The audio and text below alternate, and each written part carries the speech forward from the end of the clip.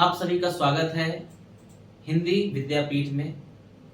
और आज हम बात करेंगे हिंदी का जो सिलेबस है वर्ष 2025-26 के लिए हिंदी में क्या क्या पढ़ना है और किस तरीके से किस सेक्शन से कितना मार्क्स का क्वेश्चन आएगा ये हम जानेंगे। पहले आप सभी का जो प्रश्न पत्र होगा उसमें कुछ इस प्रकार खंड बटा होगा और प्रश्न पत्र 4 खंड में होगा। खंड क, ख, ग और घ।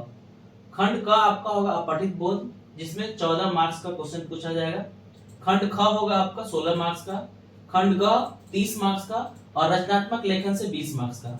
अब इसमें भी ये जो खंड क है उसमें आपके 2 अपठित बोध पूछे जाएंगे जिसमें क्या होगा वो देखिए।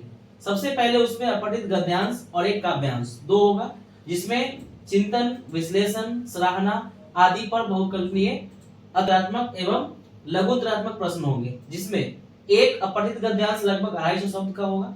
इसके आधार पर एक अंकीय 3 बहुविकल्पी प्रश्न होंगे 1 गुणे 3 मार्क्स का। अति लघुत्रात्मक एवं लघुत्रात्मक प्रश्न 2 गुणे 2 4 पूछे जाएंगे। अर्थात एक जो गद्यांश होगा पहला गद्यांश वो 7 मार्क्स का पूछा जाएगा। दूसरा गद्यांश अंकीय 3 बहुविकल्पी प्रश्न होंगे 1 गुणे 3 मार्क्स का। अति लघुत्रात्मक एवं लघुत्रात्मक प्रश्न 2 गुणे 2 4 पूछे जाएंगे। अर्थात एक जो गद्यांश होगा पहला गद्यांश वो 7 मार्क्स का पूछा जाएगा। दूसरा काव्यांश होगा एक अपठित काव्यांश जिसमें लगभग 120 शब्द होंगे। इसके आधार पर भी एक अंक के 3 बहुविकल्पी प्रश्न पूछे जाएंगे। और अति लघुत्रात्मक एवं लघुत्रात्मक प्रश्न 2 गुणे 2 अर्थात 2 एक गद्यांश और एक काव्यांश से मिलाकर के 7 और 7 14 मार्क्स के प्रश्न पूछे जाएंगे खंड क में। फिर खंड ख में आएंगे हम जिसमें व्याकरण से निर्धारित है प्रश्न कि उसमें क्या क्या पूछे जाएंगे। और व्याकरण में आपका क्या क्या है वो जान लीजिए। पहला रचना के आधार पर वाक्य भेद जिसमें 5 प्रश्न होंगे। उस 5 प्रश्न से किसी 4 प्रश्न को आपको बनाना है वो 4 मार्क्स वहां से आपको मिलेंगे। इसमें दूसरा जो है टॉपिक दूसरा जो आपका विषय होगा वो आपका वाच्य होगा।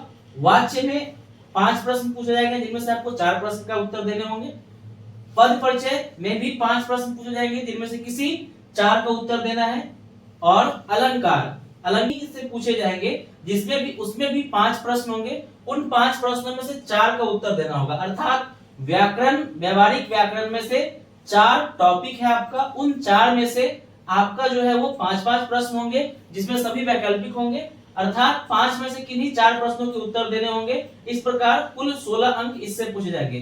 तो ये आपका खंड क और खंड ख मिलाकर कुल 30 मार्क्स हुए।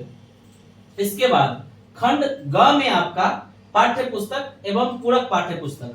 तो आपका जो पाठ्य पुस्तक है मुख्य यानी कि मेन पाठ्य पुस्तक आपका क्षितिज भाग 2 है और पूरक पाठ्य पुस्तक कृतिका भाग 2 है। जिसमें से क्षितिज भाग 2 से जो नवनीतम यानी कि जो नया सिलेबस अपग्रेड सिलेबस है उसमें जितने भी पाठ है उन सभी पाठों से प्रश्न किन्हीं पाठों में से पूछा जा सकता है। जो आपका कुछ इस प्रकार रहेगा उसमें से क्या पूछा जाएगा। तो क्षितिज भाग 2 से निर्धारित पाठों में से गद्यांश के आधार पर विषय वस्तु का ज्ञान, बोध, अभिव्यक्ति आदि पर एक अंकीय 5 बहुविकल्पी प्रश्न पूछे जाएंगे। अर्थात 1 गुणे 5 5 मार्क्स। क्षितिज भाग 2 से ही निर्धारित पाठों में से विषय वस्तु का ज्ञान, बोध, अभिव्यक्ति आदि पर 3 प्रश्न पूछे जाएंगे विकल्प सहित। 25 से 30 शब्द सीमा वाले 4 में से किन्हीं 3 प्रश्न करने होंगे जिसका मार्क्स आपको 6 मिलेगा।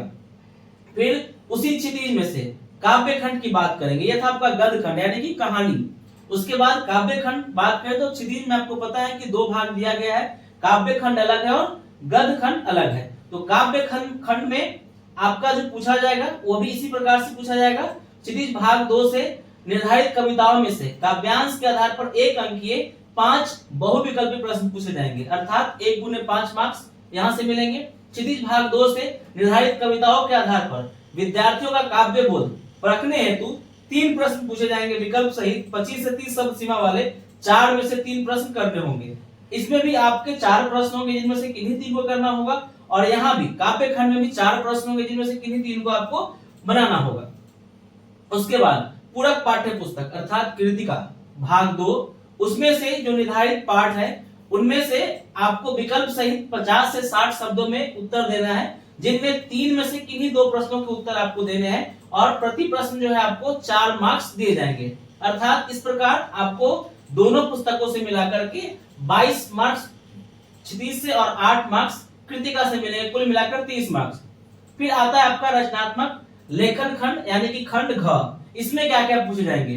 तो पहला जो है आपका एक प्रश्न होगा आपका विभिन्न विषयों और संदर्भों पर विद्यार्थियों के तर्क संगत विचार प्रकट करने की क्षमता को परखने के लिए संकेत बिंदुओं पर आधारित समसामयिक एवं व्यवहारिक जीवन से जुड़े हुए 3 विषय में से किसी एक विषय पर लगभग 120 शब्दों में अनुच्छेद लेखन, अर्थात सीधे शब्दों में कहे तो अनुच्छेद लेखन होगा जो आपका 6 मार्क्स का होगा, जिसमें आपको विषय वस्तु दिया होगा, उस आधार पर आपको अनुच्छेद लिखना होगा। फिर दूसरा अभिव्यक्ति की क्षमता पर केंद्रित औपचारिक अथवा अनौपचारिक विषय में से किसी एक विषय पर लगभग 100 शब्दों में पत्र, कुल मिलाकर रचनात्मक लेखन में आपको 20 मार्क्स।